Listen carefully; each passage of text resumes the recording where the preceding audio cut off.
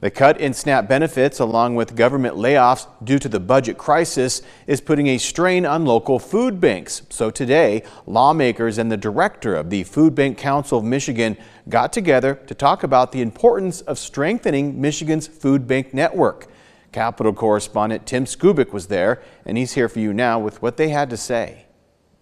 Lawmakers just love to spend your tax dollars on so-called special projects back home, such as, for example, repairing public swimming pools. However, the House Republican Speaker would love to get his hands on some of that so-called pork barrel spending to help feed some 500,000 children and their families, as opposed to fixing a cricket playing field somewhere. I think that's a great place to look. Yeah, I mean, there's a lot of pork barrel spending. Some of these projects, what has a better benefit for people, right? The cricket field or feeding people that are very hungry. Now that President Trump is restoring only about half of the SNAP money food benefits, the head of the statewide food bank program reports more and more hungry people are moving more and more food off of their shelves. Dr. Knight explains the food banks want to be fair to all regions of the state in this distribution. I think a good estimate would be between 30 and 50% increase right now.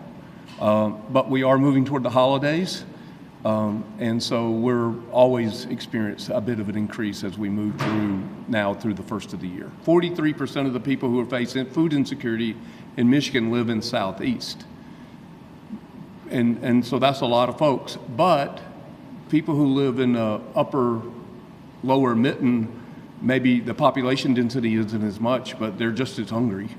So we try to be very equitable in that. Governor Gretchen Whitmer and Speaker Hall last week took $4.5 million out of a $30 million emergency food fund to provide some 6 million meals over the next 2 weeks. However, if the federal government shutdown does not end soon, that $30 million fund will simply dry up. And Mr. Hall warns the state cannot possibly pick up the slack if other federal assistance programs go south too. We're estimating it's over $500 million to backfill, and there's no guarantee that the state is going to be reimbursed for that. Normally during the holidays, the food bank demands go up, and without federal dollars flowing over the holidays this time, that demand could be even higher. Here for you in Lansing, Tim Skubic.